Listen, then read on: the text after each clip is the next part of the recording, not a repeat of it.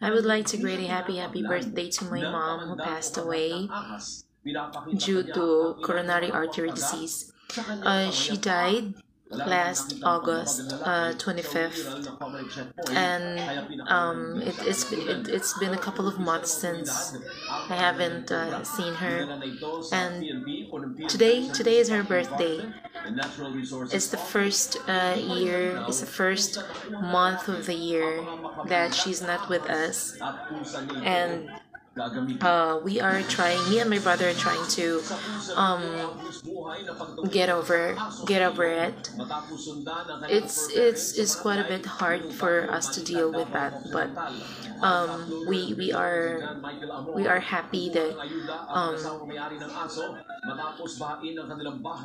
mom is excited for her next life, and I'm not gonna